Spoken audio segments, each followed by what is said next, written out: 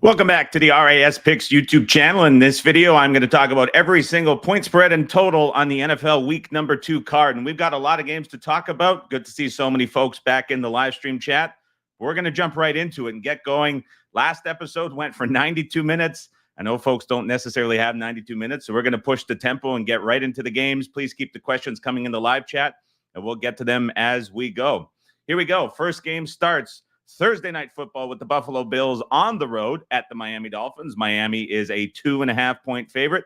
Total in this game is 49. And I like Miami here at anything better than -3. When I was looking at my preseason numbers, I had Miami -1.5 on the neutral. We're looking at the market numbers from last year at the end of the season. Miami was a 1.5-point favorite there. And so we're looking at a little bit of home field advantage, not necessarily as much as a typical September South Florida game, just because this is going to be played obviously later at night. So it negates it a little bit. But I think there's positives here to look at with Miami on the side. So first of all, against Jacksonville, they put up 400 yards. In watching that game back, I thought that output could have been a lot bigger. It was very sloppy from Miami. Uncharacteristic drops, a lot of short throws. A lot of motions out of the backfield were not as crisp as you would typically expect from a Mike McDaniel offense. Reporters after the game were speaking about how they had not seen the offense this sloppy at all during preseason or training camp. And so I think it was just like we saw with many teams, a week 1 team not quite being so sharp. And I guess why I'm putting value in that 400-yard performance was it could have been 500 against a defense that came out of that game looking very much improved in the Jacksonville Jags. A lot of reporters spoke very highly about them. A lot of film review guys said that front seven, especially the defensive line, was much improved. They were willing to play a lot of man coverage, 75% against the Dolphins. And that's a Jags defense that is certainly trending up. So for that performance to steal away with a win that could have been a lot better in a very sloppy game, uncharacteristically against a good defense, I thought looked pretty good for Miami. Not maybe necessarily because they didn't cover, but to me, the Dolphins came out of that game a little bit better than they probably looked. Buffalo, equal to Miami, underperformed against the Arizona Cardinals, but I kind of rate their performance a little bit less. They were able to stick to their identity, which they want to push this season, which is running the football between the tackles, a lot of man blocking scheme, a lot of dual blocking scheme. And it was a lot of Josh Allen hero ball that made up for it. But I was watching that Bills game back again, and it was 17-3 late in the first half. And the Bills get a pretty fortunate third down conversion on an Allen scramble play to extend that drive. They get a 15-yard penalty going their way. They overcome a couple 5-yard penalties on the O-line, and they end up getting the score just before half. But that was a game that was that third down conversion away from the Bills being down 2 touchdowns in a similar fashion to how Miami was. But when I look at the opponents they played, I think Miami comes out looking a little bit better. So both teams come back to win. Both teams underperform. But when I'm looking at this, I have to rate that Miami performance a little bit higher. And I think something that really stood out to me, both watching live and in the rewatch, a little bit concerned about that Bills defense. They lose their nickel cornerback, Johnson, for a long time with the forearm injury. Christian Benford had a great game, but there's not a lot there, especially in that secondary. And so I think Miami looking a little bit sharper on Thursday can really test them. So I like the Dolphins here at anything better than 3.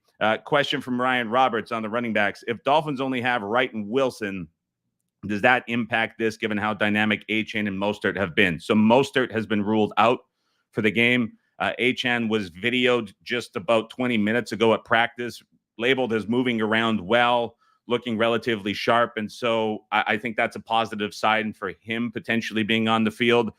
Wilson has a lot of history in the McDaniel offense, and there was a lot of optimism on Wright coming into the year as well. So there's potentially reasons to believe that they can maintain some of it if both Achane and Mostert miss. It looks like Achane's potentially probable to go in this one, despite being listed as a game time decision based on how he was moving at practice. David says, Buffalo's defense makes me nervous. I think Miami can shred the Bills.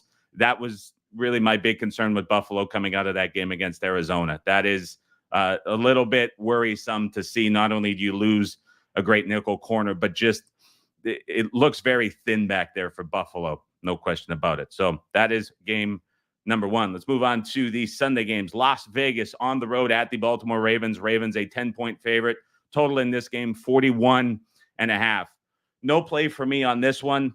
This is a pass on both the side and the total. If you're putting me on the spot, very slight lean to Baltimore at this price.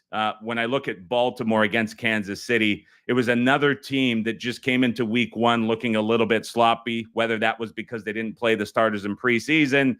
I don't know, but it was just a bit of a sloppy offensive effort trying to figure out the new offensive line. Mark Andrews was not 100%. There was some mesh point issues between Jackson and Henry, probably wasn't utilized as much as they wanted to. Defensively, Baltimore just looked a little bit different without Mike McDonald running the show. It was just a big kind of acclimation game for Baltimore. All that said, as rough as it might have looked against the best team in the NFL, they were an inch away from potentially having a 2-point conversion attempt to win the game. So I think that game, as rough as it might have looked at times for Baltimore, leaves me with a pretty high impression of the Ravens as they get extra time to prep, extra time to figure things out, extra time to clean things up. I think it's a positive that Mark Andrews is going to have those extra days to get back into practice. He had the injury and then the accident just before he started practicing in the preseason. And so for me, that's a positive that can be added into this Ravens offense that really went with a lot of heavy personnel. And when I look at that 55% usage rate of 2 tight ends or multiple running backs for Baltimore with Todd Monken in the debut against Kansas City, I can't help but think about how the Chargers beat the Raiders in week one, which was utilizing a lot of heavier personnel and just wearing down the Raiders' defensive front. And to me, the game plan for the Ravens here is going to be quite similar. The difference between the Raiders and the Chargers is that the Ravens can do everything at a heightened level compared to what the Chargers can do with the personnel that they have on offense. So it's an equally bad matchup again this week for the Raiders, but the Ravens can just do it better. And if there's any connection, you think talking on a weekly basis or going back and forth between one Harbaugh and the other, potentially they're sharing back and forth. You don't know what goes on behind the scenes, but it's another Harbaugh game plan that the Ravens is a tongue twister. I'm going to have to deal with this whole explanation, but right, you have that connection and that dynamic on top of it. So it's a very similar offensive scheme that the Raiders struggled with last week that they're going to have to defend. And watching that Raiders game back against the Chargers, it was hard to ignore how poorly coached the Raiders were in that game. Not only did they not represent the Antonio Pierce identity, but the decision-making in game was horrendous. And top film guys that I look at had it graded out as the worst coaching performance of the week. They were picking on several in-game decisions. To me, that's problematic for the Raiders going forward. And in this matchup, I think it's a big step up in class and difficulty, but this is a number that has now moved 2.5 points since open. And I think we're at the right price point here at 10-41. So this game for me is going to be a pass. Catching up with some questions. Meant LAC instead of KC. I was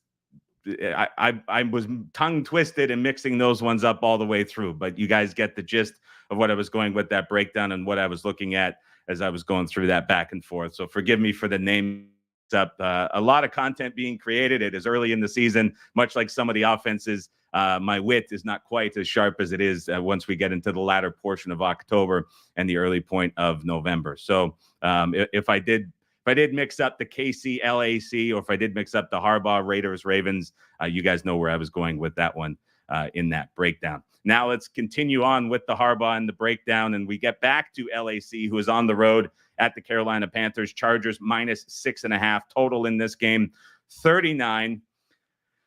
You guys know where I'm going with this one. I don't know how you don't look to the Carolina Panthers at 6.5. Now, there's no harm in waiting to see if a 7 hits the board, because this has been one-way action on the Chargers all week.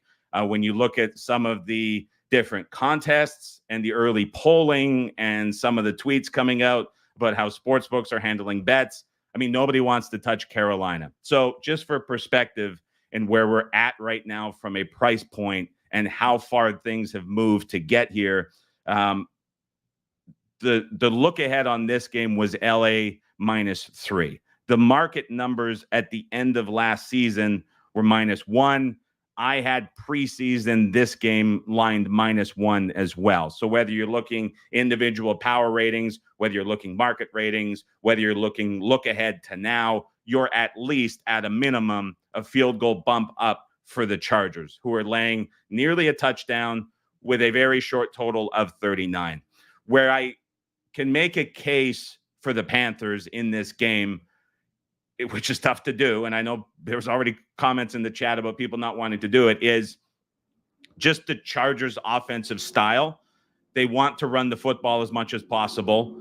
They have a willingness to do so, and they don't have great wide receivers at all. And so you think about that offense and what kind of style of play that is conducive for. You add in the fact that I thought the secondary for LA last week against the Raiders, I got it right this time, looked a little bit shaky. Gardner Minshew was above 7 yards per attempt, had a 40% success rate throwing on the Chargers defense. So you have a run-first offense with a defense that is weaker at the back than they are at the front. That's not necessarily a recipe for success going on the road in short total games covering a number. Now, the question is, can Carolina at all exploit that? And the answer, if you look at week 1 against the Saints, is absolutely not. The question is that, again, another team that didn't play guys in the preseason that absolutely should have, now with week 1, able to make adjustments in a game that's going to have fewer possessions against a secondary that they should be able to at least be somewhat functional against. It's putting a lot of onus on the Chargers and their run game to get out, build a big lead, and hold it. It's just a big number to cover on the road with a total so short. So, look, there's not a lot of positives at all to take out of the Carolina game against the Saints. You lose Brown, the best defensive lineman. You saw the push that the Saints' bad offensive line was getting. I'm not trying to paint over that and ignore that. This could be a very problematic matchup for the Panthers, and there's not a lot of optimism after what you saw week 1. The point I'm trying to make here, it's a very big number for a team like the Chargers, as well coached as they are, just stylistically how they play, to cover on the road with such a short total. So could only look to the Panthers here at 6.5. But again, you can sit and wait on this. There is a chance, I think, certainly that you can see a 7 in this game. So Big Ross says, fading Harbaugh with this Panther squad will not be an enjoyable experience, win or lose. No, it won't. But when you're getting a number that moves this much, it typically takes something very ugly to get it moving that far. And that's what we're seeing here in this game. So a very big move. I think it's one you can look at and one you can also wait on to see if you get the 7. But for the sake of the show, I would say Carolina at plus 6.5.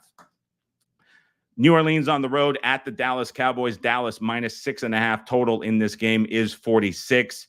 I like the Cowboys here at anything better than 7. My preseason number in this matchup was Dallas -8. When we were looking at market numbers, they were right at 6.5 as well, and that would represent the price on a neutral at the end of last year coming into this year. So you have a number that stayed pretty well static. And when I look at both of these teams in week 1, the question is which team benefited more from their matchup in the overperformance that both of them had. We just talked about Carolina and the lack of positives there. I think it's fair to say that of all offenses in week 1, no offense was made to look better than they actually are than what the Saints did against the Panthers. I mean, it was way too easy. And we talked about it on the preview here last week, where Derek Carr is night and day when he's kept clean versus pressured. There's an adjusted quarterback rating metric. If you want to search on Google, adjusted quarterback rating, clean versus pressured on Reddit. If you just put Reddit at the end of that Google search, you'll get a really big chart. And it shows the last 2 seasons, Derek Carr is 50 points different or to the better when he's kept clean in the pocket for the adjusted passer rating, which strips out a lot of the noise that comes with the traditional QBR rating. And it's just a massive difference for Derek Carr when he's kept clean versus pressured. The big issue with the Saints coming into the year that everybody circled was the offensive line. When you don't have a defensive line that can generate pressure, Derek Carr was pressured just twice by the Panthers in the first 3 quarters. It's going to look really good for the Saints offense, and it did. Now, going up against this Cowboys defensive line, which generated the most pressure of any defense in week 1, against the Browns offensive line that has tackle issues, or at least question marks, to a similar extent to what the Saints have with the position switch and the rookie and Fuaga. I think the Cowboys and the Mike Zimmer defense is going to be able to get home. And I think that that is going to disrupt Derek Carr in the pocket. And we're going to see a very different looking Saints offense on the road in Dallas against this Zimmer-led defense, which I thought looked quite good against Cleveland relative to the expectations that were set on them coming into the year. Other side of the football, I think there's positives for Dallas. We also spoke last week on the preview how when Dak gets to go up against defenses that play a lot of cover one, that are willing to play man coverage, he just shreds them. And so does CeeDee Lamb. That's exactly what we saw happen last week. Even when Dak was pressured, was still making good decisions. It's just a coverage type that he really excels against.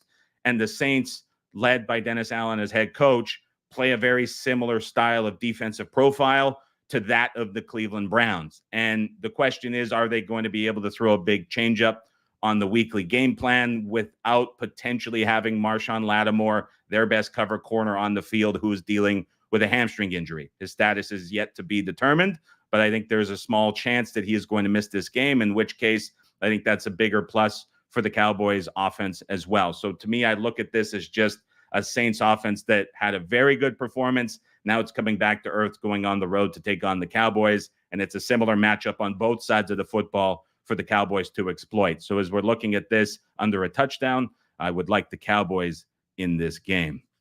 David Rosansky says, I think Derek Carr comes back to reality with the Cowboys pressure. You did the handicap before I even got it out of my mouth. So I'm with you on that one. David Jackson brings up a great point. 322, I'll say 350 now watching, only 40 likes. Bang that thumb, dead weight. Okay. I didn't anticipate reading that out when I pulled up the comment, but there we are.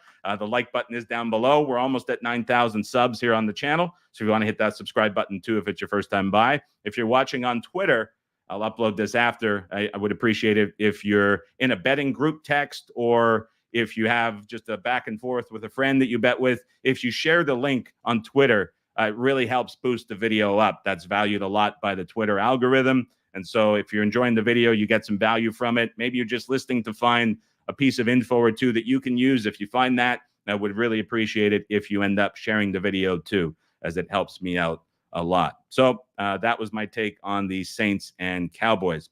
Before we get to the Buccaneers and the Lions, want to remind everybody over at www.raspicks.com/NFL. We have all the NFL service details. Week 1 started off with a 3-2 week. It was 3-1 on the service releases, 0-1 on the release show release here on the channel. So 3-2 opening week. Not the best, but a winning week is always better than a losing week. We have 4 releases so far on the board this week. Potential for maybe 1 or 2 more between now and Sunday. If you are interested, the price has been prorated down after the first 9 releases of the season. It is now $5.95 for the remainder of the season. So 3-2 regular season, 16-13 preseason.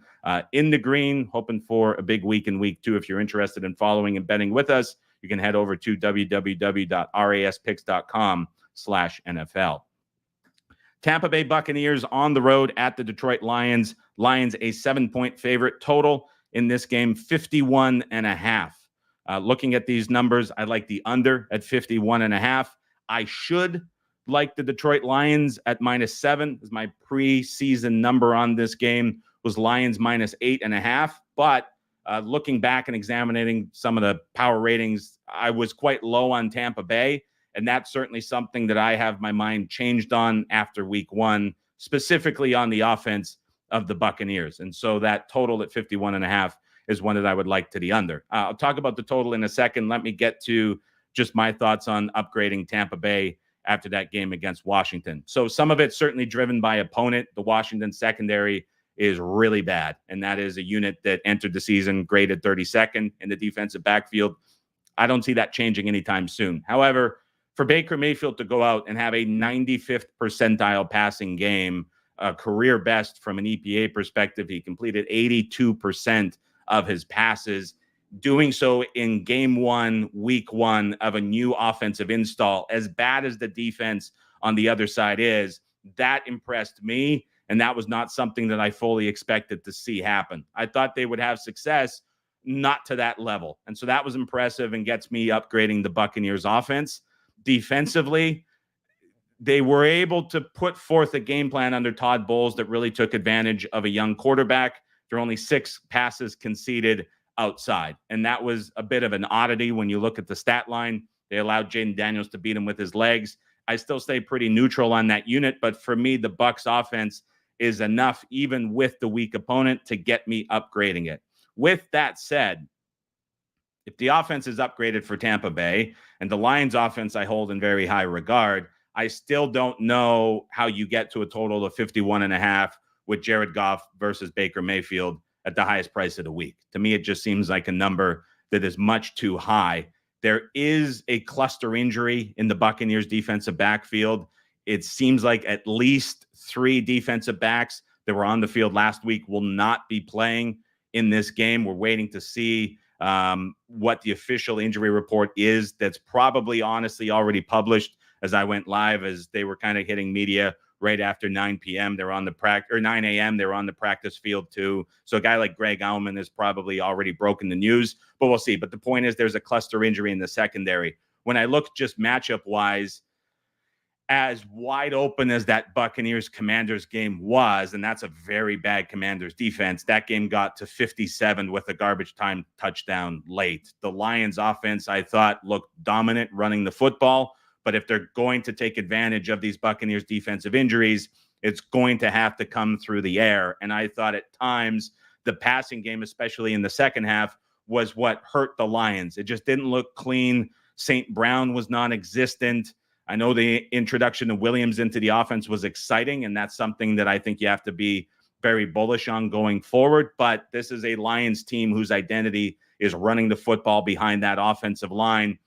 It just feels like a very high number. It's a very high number relative to market ratings. And I think maybe the defensive injuries for the Bucs getting taken a little bit too far, potentially the Buccaneers offense against that Commanders secondary being viewed in a certain way. I mean, again, you get into the high 50s with arguably the worst secondary on a career day from Mayfield.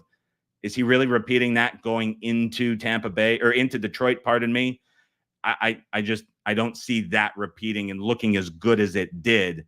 Certainly higher on the Bucs offense than I was this time last week, but this is a very, very high total. So if Detroit or if Tampa Bay is able to continue to replicate that, I mean, potentially in jeopardy, but it just seems like a very big number. So I looked to the under here at 51.5.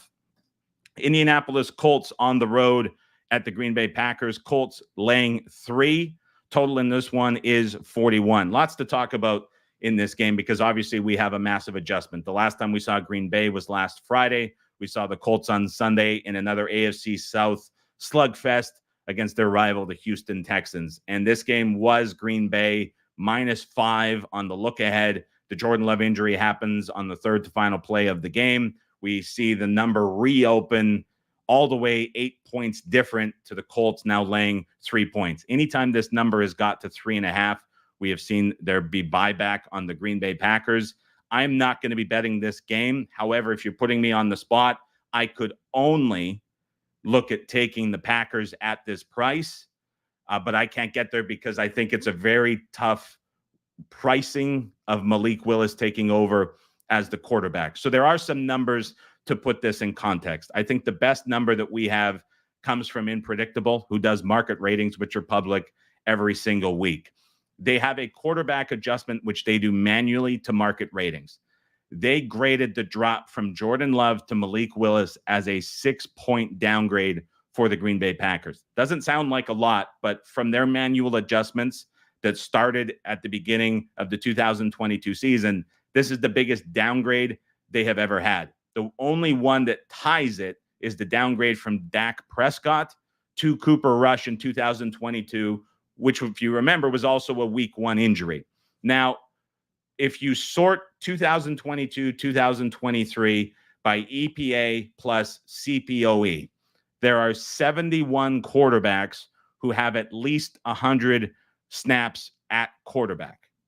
Okay, 71 of them. The drop from Jordan Love to Malik Willis is 53 places in a drop. You go from Jordan Love is 6th in that rating of 71 quarterbacks, and the drop takes them all the way down into the 60s. So it is a big drop. Dak Prescott to Cooper Rush is exactly 50 places of a drop. So when you're thinking about the 6-point downgrade, it's actually viewed as slightly less from an EPA plus CPOE perspective than Dak to Rush when you're going from Love to Willis. I mean, we're splitting hairs at this point for the difference, but the point is that we're at a 6-point range with these two guys compared to another very similar injury at a very similar time of the season to a very similar team and how they were viewed. And the stats actually match it up for how significant the drop-off is when you're going between those two guys on both of the teams. So that drop of 6 seems to be quite fair. When you're looking at this number, it's an 8-point move, and it goes to the key of 3. So the long story kind of summarized here is it's probably, when you're looking at this, an adjustment that has gone too far in favor of the Indianapolis Colts. Last season, we saw in November and December, the market continually over-adjust when starters were hurt and backups were put in. There were some moves that were just way out of line. We took advantage of a lot of them. For those of you guys who followed the service, you were getting just ugly plays with ugly quarterbacks for about a 4 to 5 week stretch because the market was just way off on them. We're seeing signs of that here. The problem is that you're just not getting a lot of confidence from what you saw in those 2 snaps to end the game where Willis couldn't even get the ball off. And there's just not a lot of history here to see that there's some sort of added element. And the fact that they did not go and pursue Ryan Tannehill probably leads you to believe that they think that the injury to Love is more short-term than long-term, which kind of puts the Packers here in a different mindset where they're just trying to survive a game or two, perhaps, until Love maybe returns week 5. I don't know. It's just there's not that same level of confidence that I got with some of the backups. I would really like to play against the Colts spot here, as again they just back-to-back games to end last season to start this year against the Texans. Just great game plans from Steichen. He went super aggressive in the passing game. Didn't work. It was the opposite of what he did in the Week 18 game. There's so much emphasis he puts on those Texans games. Now they have to go on the road to face Green Bay, who even with the longer flight do have the extra day of rest to get things figured out with Willis. It's still an offense that has a ton of good weapons. And the Colts lose Juju Brents, who is their best corner, in a secondary that I think has serious issues.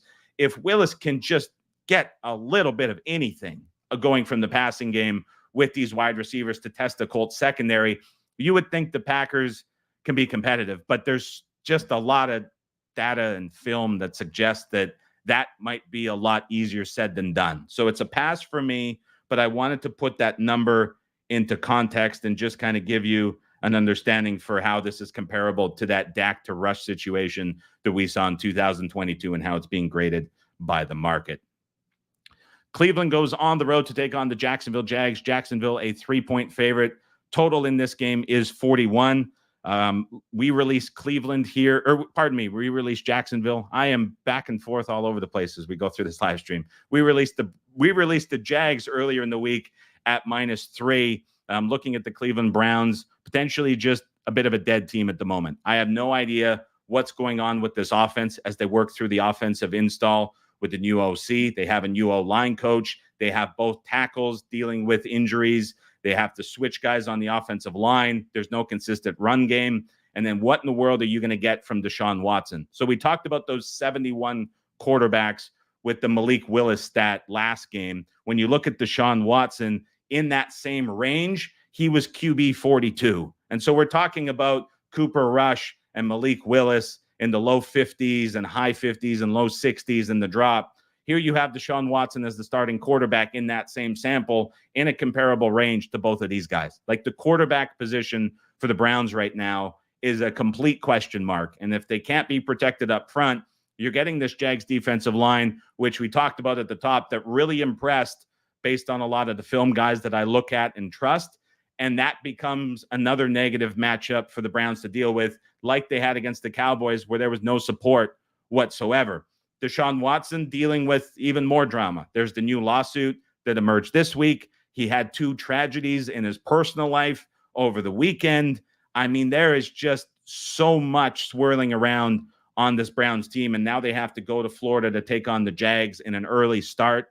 Just seems like a tough spot for them to overcome and a tough spot to find anything against this Jags team. And if you want to say that the Jags potentially maybe a little bit miscredited, they were Trevor Etienne run across the goal line, fumble. If he gets another step down, they're leading 24-7 late in the third quarter.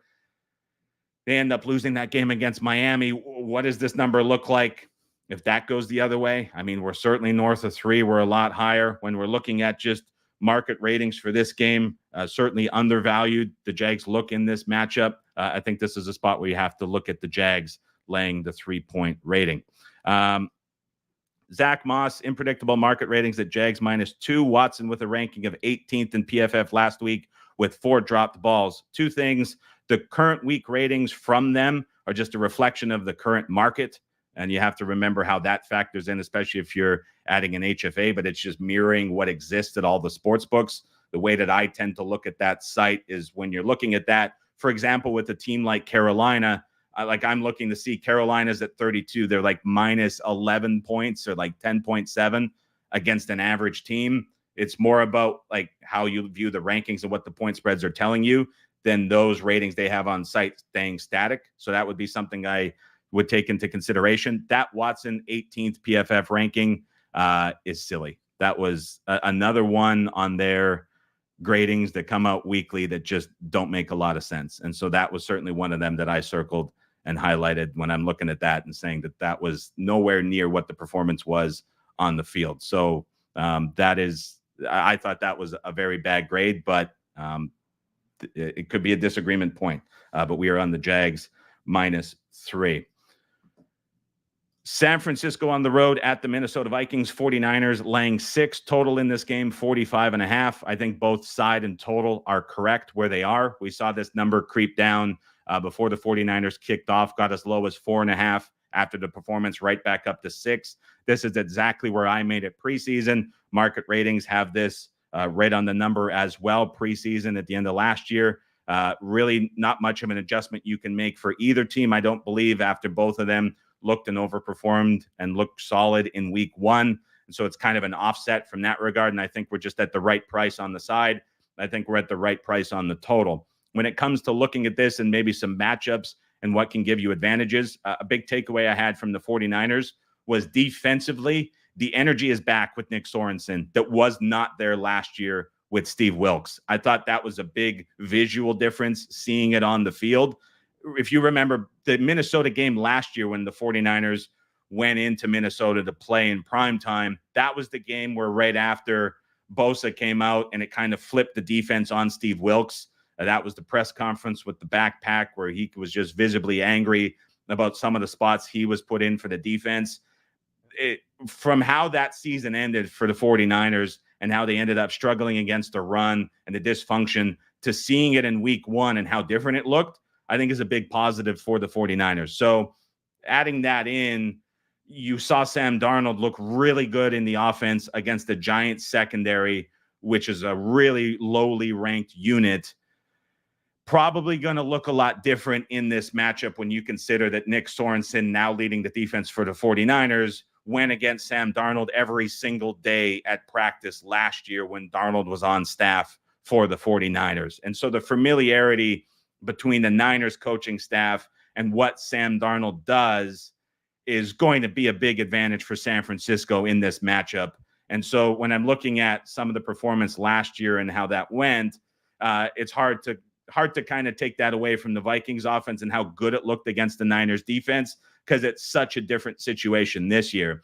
If there is something I can take away from last year's game and matchup and apply to this one that I think does carry over again, it's that Brock Purdy destroyed the blitz of Brian Flores.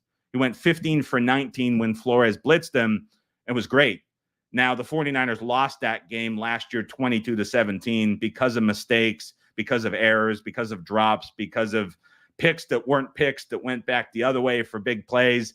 It was a weird primetime game, but Brock Purdy in the pocket looked great when Brian Flores was bringing pressure. So to me, the question is, like, what does Flores do as a counterpunch? Does he try beat him again with the same plan that didn't work?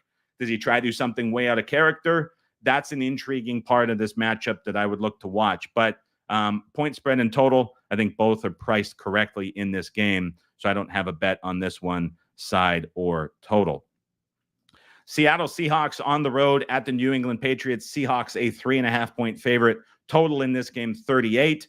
Just before I came on air, about 30 minutes before, there was a release from another service on Seattle at -3. I was hoping to talk about how I like the Seahawks here at a flat 3, but at 3.5 on the road with this short of a total for a younger coaching staff, I think it's too much. So we'll see how this number goes the rest of the week. There could potentially be guys that just see the hook and take the 3.5 with such a short total. Maybe that provides an opportunity to get back involved with Seattle. But at this current price, it's going to be a pass. Very slight lean to the under at 38, but this is a total that since the opener on Monday has been bet down 3.5 points. Look at this game, and you just have to love everything that Mike Macdonald did in week 1 against the Denver Broncos. It was a suffocating effort from the defense that made Bo Nix and Sean Payton look pretty embarrassed in that game. Now, I will say kind of a caveat in that is just a brutal spot and a brutal environment for Denver with a rookie quarterback to go into week 1 to make the debut. So that certainly counts as something. But the real standout was the Seahawks defensive line. On 20 running back carries for the Broncos, they conceded just 62 yards. And that front four for Seattle against the run is just deadly. The reason that the Pats had success and were able to win the game at Cincinnati, despite scoring what they did, was because of Ramondre Stevenson and the run game. I don't think it's going to be nearly as effective against the Seahawks front as it was against the Bengals front that's going to struggle to defend the run all season with changing personnel. It's a much different matchup that the Pats are going to have to deal with, and I'm curious to see what Jacoby Brissett looks like throwing into a Seahawks defense that is led by Mike Macdonald, who obviously has a lot of familiarity with Brissett from his time in the AFC North. So to me, it's an advantage for the Seahawks defense and a big change in competition for the Pats offense that, despite having that matchup advantage against the Bengals, didn't score a ton. They ended up with 16, 17 points was the final that they had in that game. So I don't expect it to be better against Seattle. The question for me, and perhaps hesitancy when you're looking at more than 3 in this game, is I think the Seahawks offense matched up against the Pats defense could be problematic as well. Christian Gonzalez looks every part of cornerback number 1. He is going to be a very effective matchup against DK Metcalf. Now, the offensive line for the Seahawks without George Fant and still dealing with injuries to other guys is going to be a problem against this Pats pass rush up front. You have some youth emerging, and all of a sudden that trade of Matthew Judon doesn't look so bad for New England. And so if Kenneth Walker is not 100% as he's dealing with the abdomen injury, we saw the Seahawks offense early in that game against Denver, a Broncos defense, which is worse than the Pats defense by a good margin, really struggled to move the football, especially because that offensive line just couldn't provide protection. Ryan Grubb in the second half said this is going to be a Kenneth Walker game, and he's going to take over. Now, if Walker's not 100% and he can't take over, that makes me a little bit concerned about the Seahawks offense and what they can do against the better defense on the road across the country with the big trip and everything that comes with it. Feels like a tough spot. And so all of that gets me again to the slight lean on the under, but this is a total that's moved down so much that it's tough at this point. And then that release on Seattle from the competing service, I agree with it. But now looking at the current number, that's a tough one to get to. So this is going to be a stay away game for me, but a slight lean to the under at 38. New York Jets on the road at the Tennessee Titans. Jets 3.5-point favorites. Total in this game 40.5. It has been one-way money on the under since open, down 3.5 points, and at 40.5, I think it's too low, and I like the over in this game at 40.5. For the Jets, the big question coming into the season was, what are you going to get from Aaron Rodgers? I think if anybody had to go back 2 weeks for their personal takes, for what they were thinking, for what they were reading, for what they were seeing, for what they were hearing me say, the question was, and the one area of concern was, what are you going to get from Aaron Rodgers? Nobody knew what he would look like off the Achilles. Nobody knew about the arm strength. There were pointings of fingers to the 2022 season and the drop-off, and that was the fear that Rodgers is not the guy that he used to be. That game against San Francisco, against a very good defense on the road, I think all of those doubts were put to rest. His arm looked very alive. There's nobody that came out of that 49ers game and said, you know what? My concern with the Jets going forward is the health of Aaron Rodgers. I think all of that was put to bed. And I just question if you have that version of Aaron Rodgers back that is so different from what we thought, which I think we can all agree on now. He looks healthier than expected and he looks younger than expected. Can you have totals this short with him in the game? My answer to that is no. Now, the caveat to that was the defense for the Jets as bad as it was because the 49ers are such a great offensive scheme and the offensive line dominated them with schemed up blocking.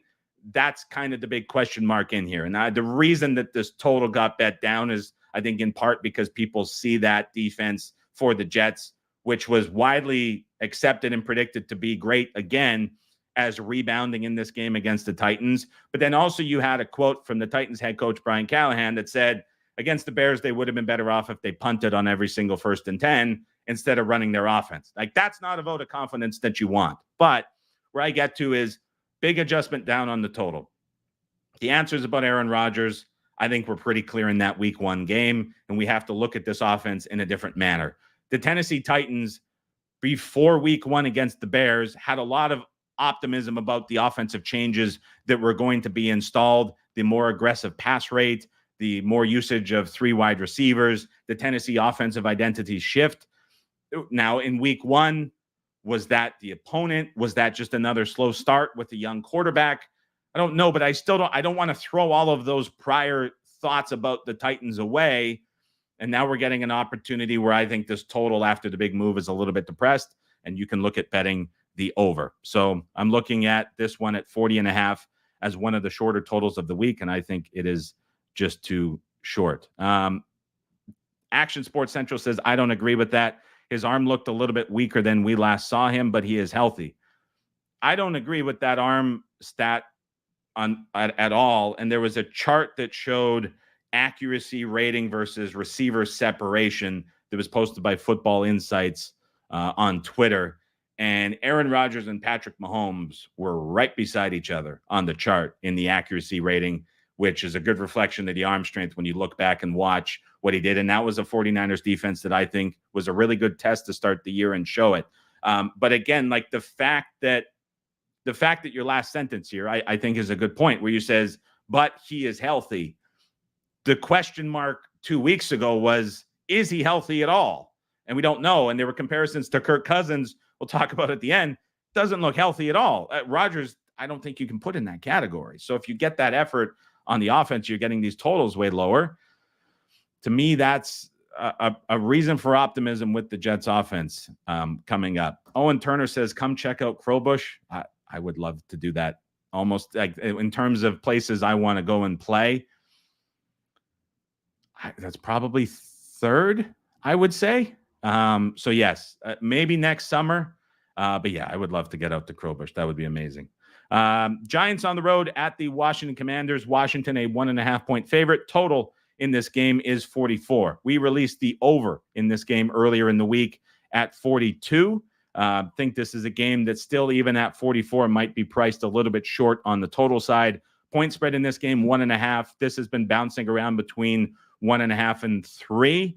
There was a big release from a competing service at 2.5 that on the Giants that brought this number down to the current price where it is. When we're talking about the over, this is just looking at ways to fade this Washington Commanders secondary. Flat out, plain and simple. You have a Commanders secondary that allowed Mayfield to have a 95th percentile passing game in his debut in a new offensive scheme. You look at some of the ratings for the players in the secondary that came out of that. They were all abysmal. When you watch back the condensed game, you're looking at wide receivers for the Buccaneers running wide open.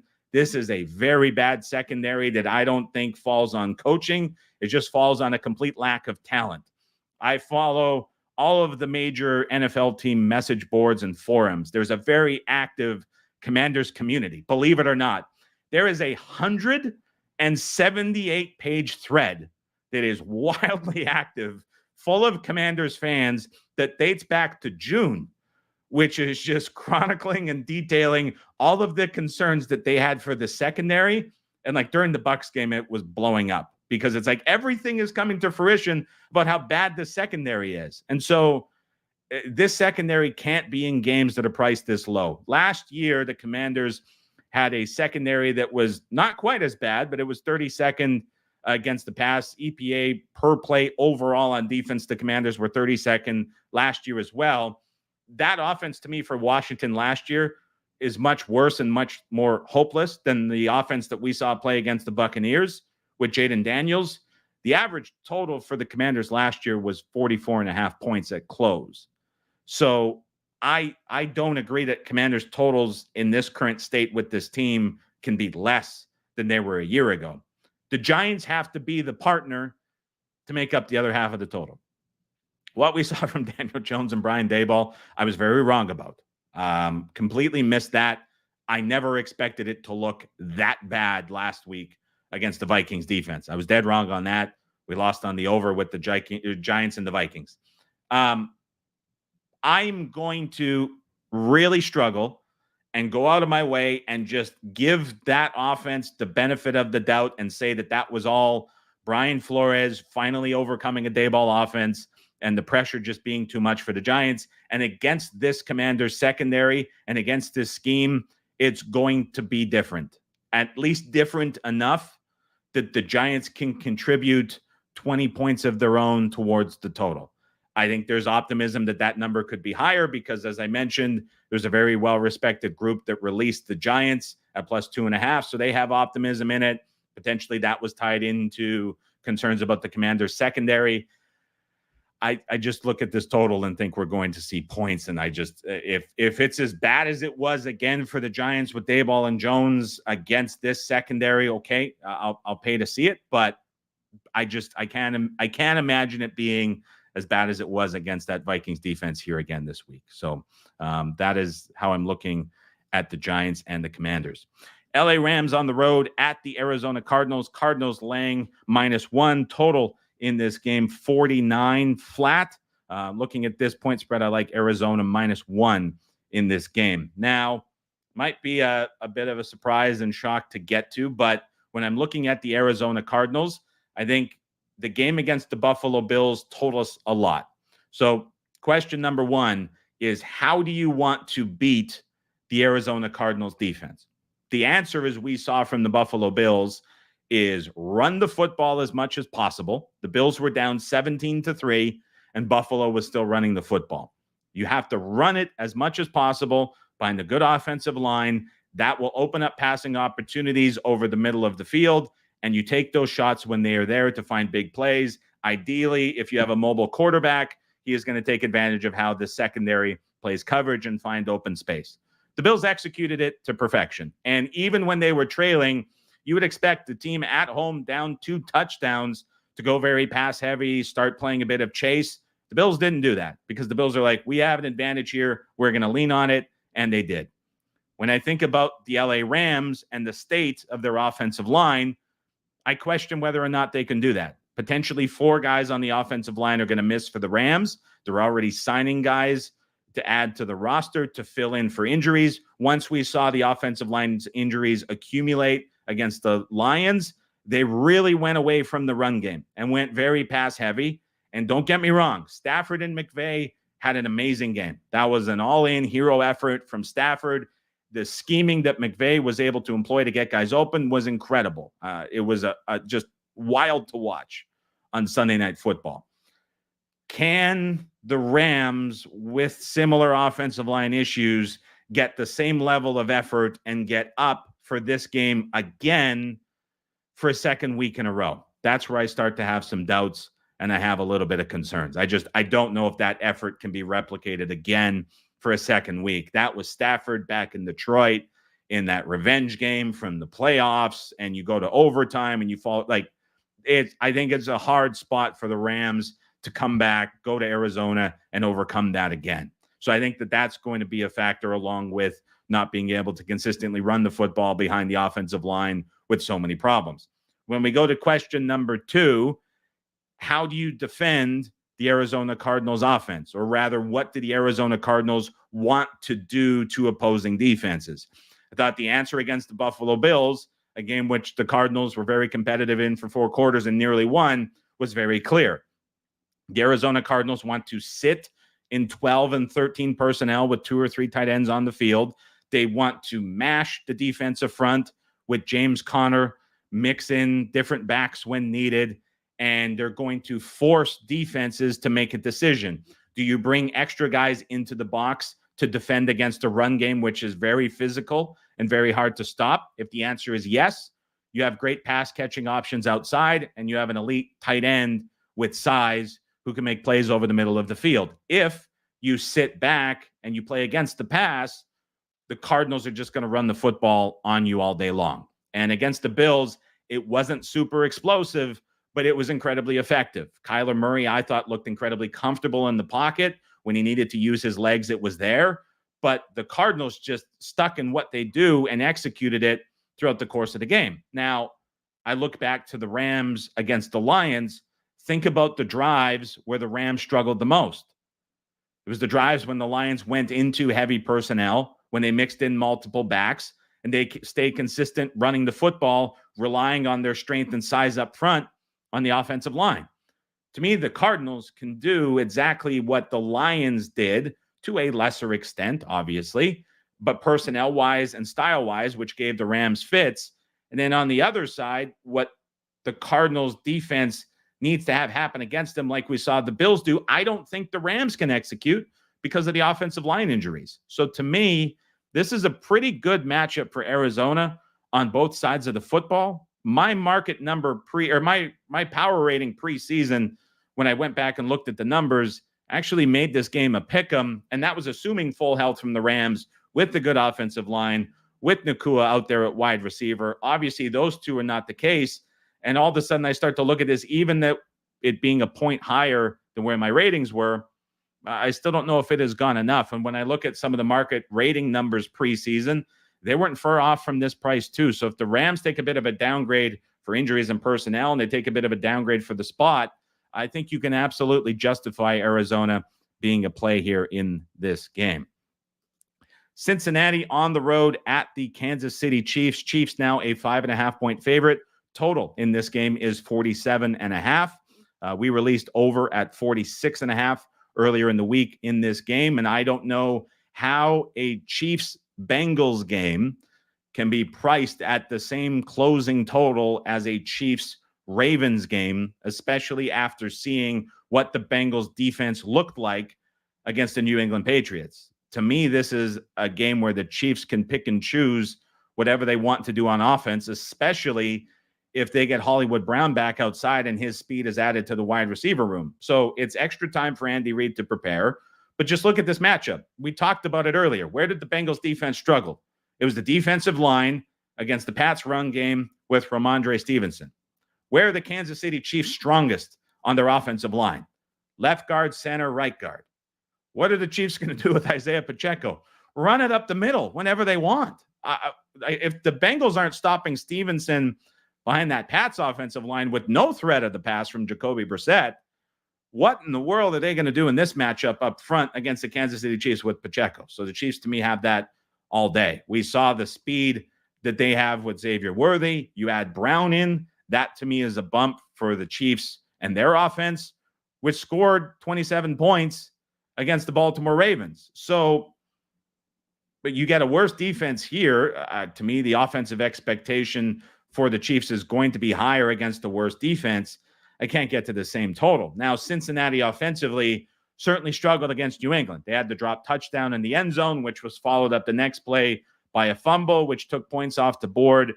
Joe Burrow was forced into checkdowns for the duration of the game. Jamar Chase, with his hold out, hold in, whatever you want to refer to it as, deemed himself limited earlier in the week. It was a messy situation for Cincinnati. That's why last week on the preview, I said, avoid the Bengals and Survivor. Just doesn't feel right. Go with Seattle. Came to fruition. I hope that helped at least a couple people out there. In this game, though, as I look at it, I think it's a better week for Jamar Chase. I think that situation, even though it's not handled and settled, I think is naturally going to be better with him coming out of a game where he was actually more productive than it seemed like he was watching it. The Bengals will still be without T. Higgins, but there is now a question to me on Joe Burrow that's being challenged by some of the film review in that game against the Pats. And so there was an early hit on him in the second play of the game, came off the edge, forced a fumble, reached out with his hand. And in post-game comments and interviews, there was commentary about how he was potentially rattled in the pocket and just shook up. And it kind of took on a minor Sam Darnold versus the Pats defense. Remember that game and how ugly that was, where that Pats defense was just throwing so many disguises and coverages at him that he was just rattled in the pocket, and that forced the checkdowns. I'm buying that as the reality rather than an excuse for covering Joe Burrow and his wrist, which still might have lingering issues with it based on how he was acting and has been acting throughout the preseason camp. I don't know. My point is, in this game, I think it has to be a little bit better from Cincinnati in this matchup. I feel like that matchup against the Pats was so tough for them. The week leading up to it was ugly. To me, it's just going to be better. And the one knock that I could have of the Chiefs defense was at times against the Ravens offense, which looked messy and disjointed and just not crisp.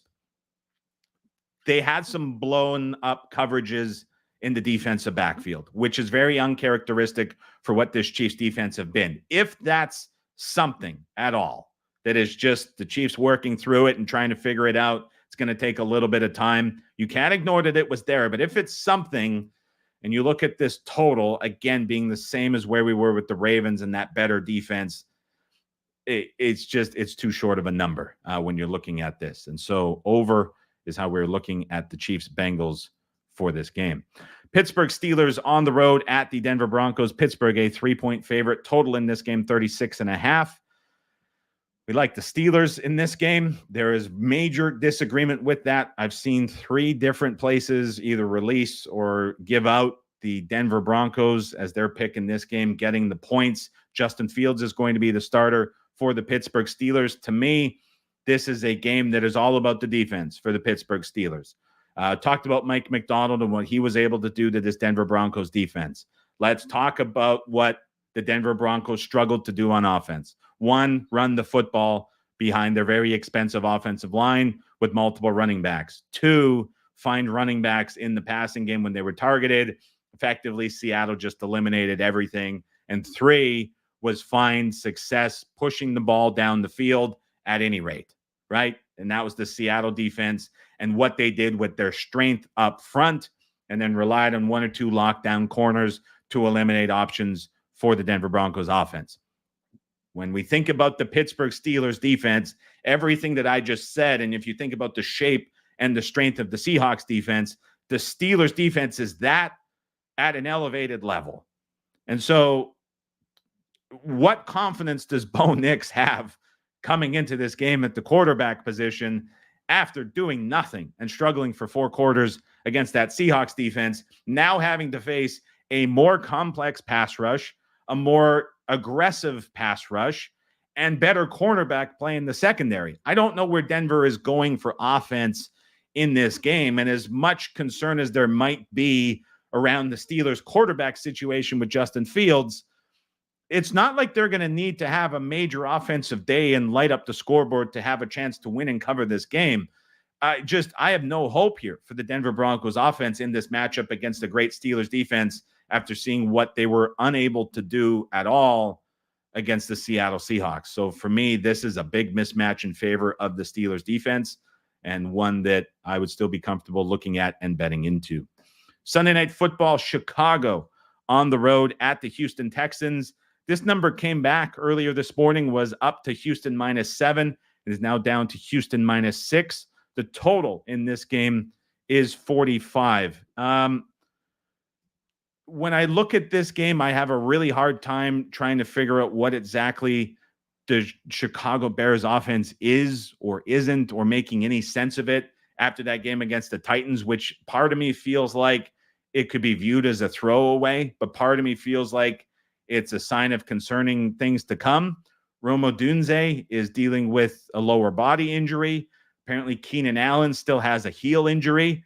It feels like The Bears and Matt Eberflus and this coaching staff are trying to adjust to get the scheme that they have fitting to what Caleb Williams wants, rather than Caleb Williams coming into the system and fitting in right away. And it just was awful to watch. And preseason, there was a very divisive view on Williams' performance and was it good or was it bad? And we just, again, saw a young quarterback struggle in an offense for Chicago against a defense that is not held in very high regard in Tennessee, and the Bears offense that just couldn't get anything going. It was such a stark contrast to what the Bears were and how they looked in preseason. It was just a bit of a surprise to me to see that look as it did. And now Williams and this offense have to go on the road in prime time to play at Houston in that environment that we saw the Texans just absolutely blow up Daniel Jones in that week 2 preseason game. And my thought coming out of that week 2 preseason game when the Texans played starters was any quarterback going into Houston to play this defense is going to struggle. And I wonder if the Texans defense is being missed a little bit because of the Colts 27-point outburst. To me, the difference in going from that Shane Steichen Colts offense and the familiarity to now playing this Bears offense we saw struggle is very much night and day. And to me, the Texans defense is going to look a lot better. Now, I say all of that to come to the conclusion that I think that the game is priced right at 6-45, and I don't have a play in this game, but I'm curious to see if this is going to be an ongoing scenario where these younger quarterbacks go into Houston and this DeMeco Ryans defense just absolutely tears them up. I think this is a really tough spot for Chicago to find much success. Interesting potential defensive matchup. Last week, I talked about Nico Collins and the success that he always has against zone coverages, against teams that play a lot of cover 3. Gus Bradley and the Colts did not shift. They did not adjust. So now it is on Matt Eberflus to figure out, is this going to be a game plan where things adjust for Chicago and they go away from that? Because tendency-wise, the Bears tend to play a lot of the same looks that Houston and Collins have a lot of success going against with C.J. Stroud as quarterback. Now, primetime games for Matt Eberflus and throwing curveballs and wrinkles, not out of the norm. I go back to that Colts game against the Chiefs where it was a very different game plan back when he was still with Indy and how that looked, and that really made Patrick Mahomes and the Chiefs offense struggle. Could we see a similar curveball in this game? Will be interesting to watch. Certainly a matchup to stand out, but if you are looking at this from him doing the same thing because there's bigger worries for this team and they can't sort it out on the week going into this game on Sunday night, then you're probably looking at a similar output from Stroud and Collins against these defensive looks, which they just absolutely blow up. Monday Night Football, before I get to some questions to wrap up, it's the Atlanta Falcons on the road at the Philadelphia Eagles. Eagles, a 6.5-point favorite. Total in this game is 47. I could only look at the over in this game at 47, but that is putting a big onus and emphasis that Kirk Cousins is, in fact, not dealing with the Achilles injury that is lingering over, which I think there's ample data enough to support. So it is a lean to me on the over here at 47, but they're really looking at this number.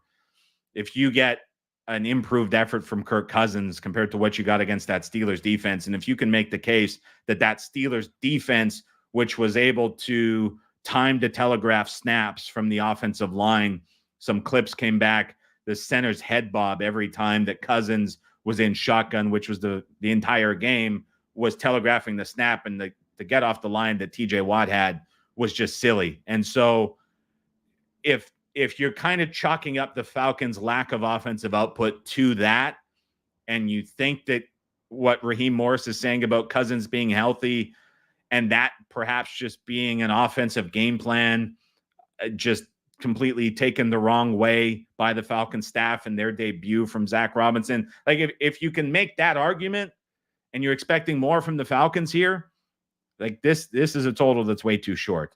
And I'm going to give some of that into the input for it, because what I saw from the Falcons when you look through the play-by-play data is that on a down-to-down basis, they were actually they found consistent success against a very great Steelers defense. The problem was they had 3 turnovers on the Pittsburgh side of the field, which obviously take points off of the board. To me, that Falcons game in that debut with so many new pieces and things changing from the staff perspective and Cousins in at quarterback could have looked a lot different and wasn't that far away from looking a lot different. And the story we get out of it is just the injury to Cousins and the shotgun formations and the running out of the pistol. That's kind of overshadowed and disguised all of it. And so I'm not all the way out on the Falcons offense. I'm all the way in on the Eagles offense. I thought that was incredible what they did against the Packers defense. And now that the Eagles have weapons, and now that the Eagles have Kellen Moore with changeups to throw against defenses when they blitz, this Eagles offense is just hell to game plan against going forward as long as everybody stays healthy. And even with the boneheaded Jalen Hurts decision inside the Packers 25 later in the game that could have sealed it, where they went away from the run game and, in my opinion, got too pass heavy, they were still able to beat a very good Packers team. They were still able to exceed expectations on offense. That this Eagles offense is going to be awesome all season long, and it's part of why I have them representing the NFC in the Super Bowl. Like, I'm all in on the Eagles offense. Give me all of it. And against this Falcons defense, which got a break, obviously, with not conceding an offensive touchdown, but not facing a quarterback in week 1, I think it's a big shock to the system for the Falcons defense for sure. So to me, again, like I looked at the over here at 47. The Kirk Cousins stuff is concerning, no question, but there were little glimpses of what the Falcons offense could be in that game that I think they have to get right in this spot, as the Eagles are certainly going to be playing from ahead and pushing the tempo in this game. So give me everything with the Eagles offense. And then Ed Redmond says Philly top 5 worst defense when it comes to scoring. Something that I would say, Ed, first of all, is that's kind of an early number to have for just a general stat like that. Just after one game, it's going to be more a reflection of the Packers offense they faced. The Eagles, they're still trying to get young guys right in the secondary, and you can still kind of play against a Fangio scheme integration angle, especially here in week 2. I think that's valid for September into October. But we did see some really bad coverage busts, some young guys out of place in that secondary. So there's potential there to take advantage of too. So I'm looking at this, and I think there's opportunity for both sides to move the football. I'm going to scroll back through some of the questions. I know we didn't get to Survivor yet. If you have any questions before we wrap up the preview show here, please get them in, and I'll try to get to it. I'm just scrolling back to look through. Lots of questions about who was the service or who were the groups. I tend not to say who they were. I'll always kind of go out of my way to give you hints or tell you who we have released or who we are looking at betting, but I don't like to say who the other guys are. It's up to them whether or not they want to disclose that. So I know people are asking. I think you can kind of figure out who it is a lot of the time, but I don't want to make a habit of going out of my way to say who they are, as it's up to them if they want to have that public or not. Zach Moss says Jags D-line isn't the Cowboys D-line. Jags' new man defensive scheme with their best corner in Campbell out isn't going to hold up with Cooper and Judy.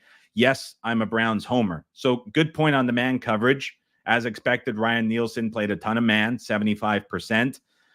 They had the one blown play on the sideline to Tyreek Hill. They had the one, I don't even want to call it a blown play against Waddle. I thought that was a really good route that he was able to run and a brilliant throw from Tua. I would say the common denominator between both of those plays were just like elite speed guys outside against that man coverage, as well as just perfect placement from Tua on both of those throws. They still played man 75% of the time. For a defense to come in week 1 and do that against the Dolphins, it was anticipated, but the fact that they were able to pull it off largely, I think, is pretty promising.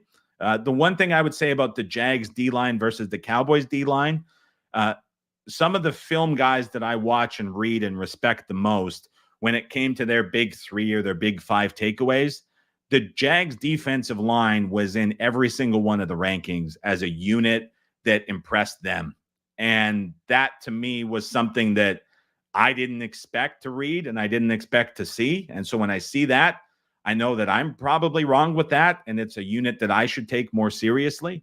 And so while they may not be able to generate pressure in the same way that the Cowboys did, when it comes to being a good D line that's very likely underrated, just based on how the Jags defense is talked about, I think I have to firmly put them in that category after seeing a lot this week. Big Ross says, got to think the 49ers are able to game plan for Darnold in this Vikings offense, but laying a big number in a Vikings home opener is terrifying, he caveated. So 49ers are going to be forced into the silent count. It wasn't something they had to deal with in week one. It was something that they dealt with when they went to Minnesota last season, and post-game pressers, Brock Purdy saying it, or post-game pressers, yes, it was saying that it was an issue and a factor. They're obviously an offense that's capable of handling it, but the Vikings' home field advantage is still among the biggest of the league because of what it forces offenses in to do. So certainly agree with the Darnold game plan sentiment from Sorensen, and this 49ers defense I thought looked great. Then you have, as you mentioned, that interesting quirk on the other side with how that is going to shift the 49ers offense a little bit as well. Let's see if there's any more questions that I missed. We talked about the Rodgers arm strength ones. The people who were comparing Rodgers to Cousins was laughable. This is from Connor, who's always on for every show. Two totally different injuries. Only similarity was that they were Achilles. You're right. There was a lot of that, though. All offseason, I was seeing it. It's like, how can you say one for one, but not for the other? I thought Rodgers was kind of the one question that came out of that game that was answered that we have confidence about with the Jets. That's just how I'm looking at it, too. Couple more questions before we get to it. Graham says, Pacheco over 63.5 rushing yards. Surely that line is too low. That would be my initial stance for sure, looking at it, but I've not got into any props yet at this point. Allison says T. Higgins is questionable. He is dealing with the questionable tag. I think that's much closer to doubtful or out than it is anywhere close to probable or playing, just based on what I have read and who I have seen from some Twitter doctors that I respect and some injury reports that come out early as well. It doesn't seem overly promising for Higgins. With that said, when you're looking at the over in that game, if he is able to go, probably falls into the very limited category, but it would just be an added bonus to the total that you're looking at right now at the current time.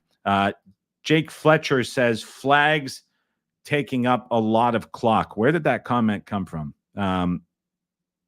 Yes, play clock and out of bounds, restart clock, big reason for less plays. So we saw that specifically in the Thursday night game where you had all the illegal formations and you got to basically play the Ravens and Chiefs in a 47-minute game because there was about 3 minutes of runoff from those penalties. So that's a good comment. I think an astute comment as well. We did see a lot of penalties. We're also seeing a lot of long field goal attempts really prop up a lot of the passing numbers. There were 2 passing performances in week 1 that were greater than 300 yards. There were 16 at 200 or less. I got that wrong by 1 on the podcast, so thank you for pointing that out and correcting me. A lot of field goals. Again, record a number of attempts from 50 yards plus, record number of makes, and it wasn't even close in both of those. So you have the penalties, running the play clock more and resetting it, shortening games. You have better average field position for a starting point for offenses. You have worse passing with lower air yards per attempt, but you have more longer field goal attempts and better kickers making a higher rate because of the advanced starting field position and just being in place for more longer attempts. That creates a very interesting and messy dynamic when it comes to totals. Sean says, can you explain your optimism for Philly offense based on the game Friday? 1, they had an answer for the blitz that they did not have at all last year, which gave the offense a ton of problems. We saw Moore able to game plan around it. We saw Hurts take over play calling and adjustments at the line when he sensed that it was on. Massive, massive, massive positive that they have figured that out. Number 2, Saquon Barkley out of the backfield with the explosiveness. We saw how he can be used in the passing game when teams go and sit more in the cover 2 look, which typically was only Jalen Hurts' legs being the main dominant factor against that. But now you have Barkley out of the backfield. You also have him in the receiving game. That's a major advantage. In that game, we still didn't see a lot of Dallas Goedert, who didn't really necessarily need to be used as another counterpunch that wasn't opened up. And you still have A.J. Brown and Devonta Smith in this offense, which I think is going to get better and better every week. I would say my biggest pound the table takeaway from week 1 is that this offense for the Eagles is going to be great. So I think it was easy to find optimism in that Friday night game, and very bullish on the Philadelphia Eagles going forward all season long. Survivor pick was mentioned by a lot of folks in the channel. Have to go Baltimore this week. I think it's the easy one. It's the obvious one to point out. Thought the obvious one last week was Cincinnati. Didn't necessarily want to touch that, but this week it's a cop-out. It's an easy answer. I'm sorry it's not giving you anything to think about. I just don't know how you wouldn't want to take Harbaugh following up a Harbaugh demolition of the Raiders with an offense that can do the same thing and exploit it in the same way that they were able to do. Now you have a little ways to put in your pick. Lamar did miss practice on Monday. I wouldn't go ahead and bet it immediately, but if you're getting him back at practice in full, I think there's no issues there with the Baltimore Ravens. If you had to put me on the spot for another one this week, and I had to go off of the board, I would look at the Houston Texans on Sunday Night Football. That would be the alternate that I would go with. Any other questions that you have, let me know. But other than that, I think we'll get on our way. Appreciate everybody for stopping by on this Wednesday morning live stream. Over 400 for the duration. And we have a very good comment from Ed Redman. Again, 400 watching and only 165 likes. Come on, boys. Give Adam some love. If you do have time to hit the thumbs up on your way out, I would appreciate it very much. If you want to hit the subscribe button too, if you're new here, we're trying to get over 9,000 subscribers with a goal of 10,000 by the end of the season. Certainly trending in that right direction, as there's been a lot of support for the channel and the podcast over the last 9 to 10 days. Appreciate everybody for stopping by. Hope you got something good from this episode. Good luck with all of your bets this week. We'll talk to you tomorrow morning on the podcast feed.